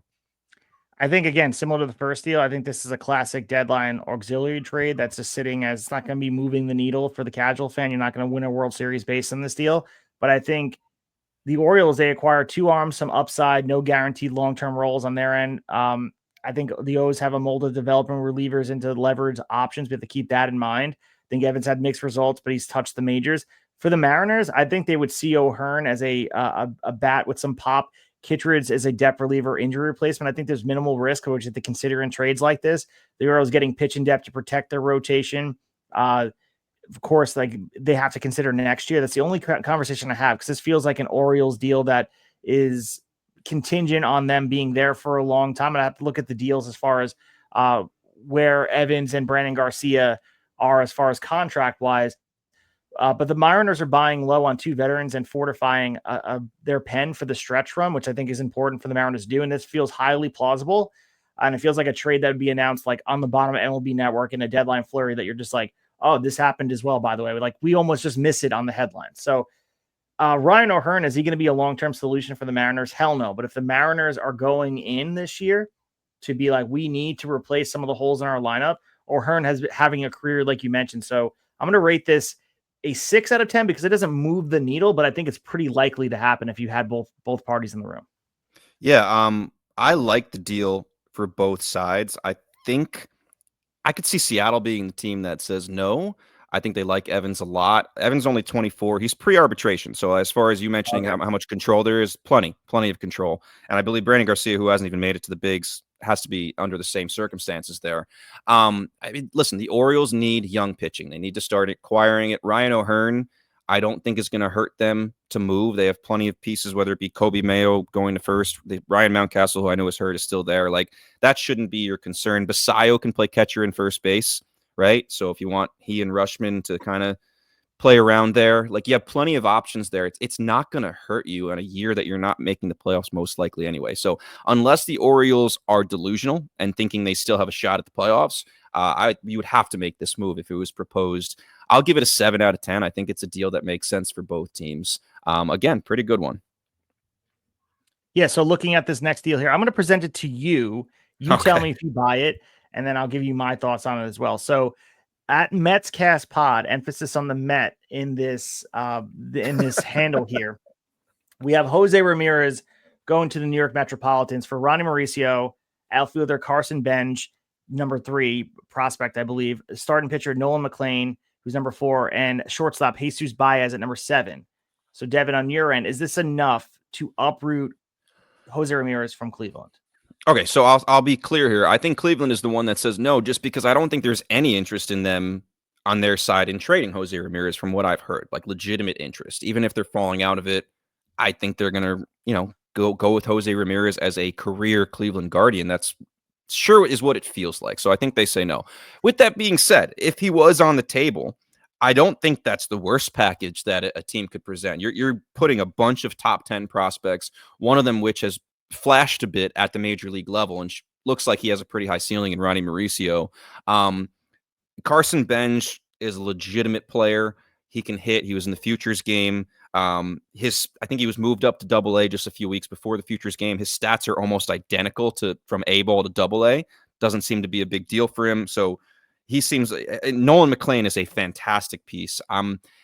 Would I be okay with dealing him for a Jose Ramirez? Yes, but I'm very excited at seeing a guy like that and Brandon Sproat and Jonah Tong in the Mets rotation one day. It would have to be the right guy to move him for. Of course, Jose Ramirez would be the right guy for that circumstance. But all these pieces, Jesus Baez, super young, but very high ceiling as well. These are big time pieces to get back. It'd be similar. And I know this is saying a lot because you don't know if they're actually going to turn out, but it's a similar package in my mind to what the Nationals got for Juan Soto, trading him to San Diego. I do feel like that. So even though I think Cleveland says no, just because I don't think he's on the table, the package I don't think is crazy. So I'll give it a 5.5 out of 10 because I think the package, as a Met fan, clearly at Metcast Pod, you're at least being realistic as to what it would take if they were willing to move him. And you're moving some pieces that Met fans are very hopeful and excited for. So yeah, 5.5 out of 10, mostly because I don't think he's on the table, but the package is good. So I'm kind of in between the whole thing. Yeah, I'm going to go with a 3.5 out of 10, only because, like you said in the beginning, I don't think Jose Ramirez is on the table. And I think it's because he's not just a great player. This is the face of the Cleveland franchise here. I think he's producing at an elite level. People don't talk about him enough because he's not Aaron Judge. He's not Shohei Ohtani. He is all across the board the player you want to build a franchise around. He's beloved by the fan base. He is a guy. I mean, right now, let's not forget, I believe he has a no trade clause as well. But you can double check that, Devin. But I think Jose Ramirez is a guy that no matter what the package is, I don't think you're getting him from Cleveland. And like you said before, I think there is a world where this package the Mets put together isn't embarrassing, but there is still some maybes in there where Jose Ramirez is a sure thing. None of those guys are sure things. You can't tell me that they're a sure thing, although they've popped at different levels and we've seen a lot of poise on them. But I think that's the game you play with prospects. No one is a sure thing. So you can't go out there and give a Jose Ramirez who's still right in the mix of his prime. I don't think you can guarantee they're going to carry a franchise the way Jose Ramirez has carried Cleveland. I think this is extreme downside. You're going to be losing an MVP candidate and getting again, you're going to go in there and hope you get a Jose Ramirez. Like that's what you're doing. So I don't think, to me, trading Jose Ramirez makes zero sense for Cleveland. That's the only reason I'm looking at this deal. If this was a contract year, you're not going to be able to re-sign him. Different story. You're trying to replenish like the Soto stuff. Of course. But I think the deal's not bad, but the context around it make it muddy. And I think it doesn't make sense for Cleveland to move on from him. Yeah, he's locked up for another 3 years, extremely team friendly. He's making $21 million next year, $23 million the year after, $25 million in 2028. For his level of production, that's a steal. You're right. He does have a full no trade clause. He has some little clauses in his contract for bonuses, $250,000 for MVP, $100,000 for being All-Star, $50,000 for Gold Glove, $50,000 for Silver Slugger, $100,000 for World Series MVP, $50,000 for LCS MVP. I think it's more likely Cleveland moves a Emmanuel Clase, which I know they just locked him up, but you got Cade Smith back there ready to go. If you can get a haul for a reliever who we've already probably seen the peak for him. I mean, I'm not saying he's old or anything, but how much better can you get? You can only go down from where he was last year. If you can cash in on him, I think they do it. Stephen Kwan, there's been a lot of rumors about him. I would be shocked and a little bit annoyed if they moved him. Like, why? Why would you do that? But Emmanuel Clase, like, would I be shocked if he's pitching at the back end of the bullpen for the Philadelphia Phillies or the Los Angeles Dodgers? As a Met fan, I don't like it, but I could see it. Yeah, the shelf life on these relievers, you mentioned the peak. You have to be able to cash out when the getting is good. And we've seen relievers, the bottom drop out super quickly, whether it's Andrew Miller back in the day of how dominant he was, or I mean, even what we're watching with Devin Williams right now. Like you become one day you wake up, you're the best closer, you're the best reliever in baseball with unhittable stuff. And one other day after you get a home run hit off of you against Pete Alonso and you wake up and you're not the same pitcher. So with Clase, like you're right. I think there is a way that you probably want a more affordable arm at the back of the bullpen that you can redevelop and find the new Clase. I think the difference between the bullpen arms and a guy like Jose Ramirez is as time goes on, Ramirez's value continues to go up because he is setting the culture for the Cleveland Guardians. This is a guy who is the infrastructure, whereas at the other end of it, a guy like Clase, and they're valuable to teams, but these bullpen arms, they're expendable, and all of a sudden they burn bright and then they burn fast and then they're gone. So Mariano Rivera is a diamond in the rough, and I think everyone wants these relievers that you sign to long-term contracts to be Mariano Rivera, and he doesn't exist. We've seen it happen time and time again. So I would, if you can get a package for Emmanuel Clase, hell yeah, do it. Restock the cupboard for it and still be in really the same place that you're at right now, looking up at the Tigers. Yeah, and you mentioned before, almost out of muscle memory, you accidentally said Cleveland Guardians division leaders, right? And then corrected yourself because they've won that division previous to this year so many times in a row, and a lot of that's due to Jose Ramirez and then just being able to figure it out around the edges. But I think the future for them, the plan is having Travis Bazzana and Jose Ramirez lead the infield and build around it. And if you can trade a Clase to the Phillies and get an Aiden Miller or a Crawford, like there's guys that are interesting, or LA and get some of their pieces and build around that, have Ramirez as your veteran leader, and then some other guys. I mean, Gavin Williams has looked very, very good at the top of the rotation for them. Tanner Bybee, obviously, has gone backwards. I should have named him as a disappointment. He's on my team. Hell of a disappointment, but I don't want to go backwards here in the episode. But yeah, I think that one, as interesting as it is and as drool-worthy as it is as a Met fan, realistically, I just don't think he's going anywhere. All right, well, let's come around third here as we wrap up this episode. We appreciate you guys joining us here on a Thursday morning or wherever you're listening to us in time and space. Maybe even a Wednesday night. Yeah, it's possible. But let's get around and come around third.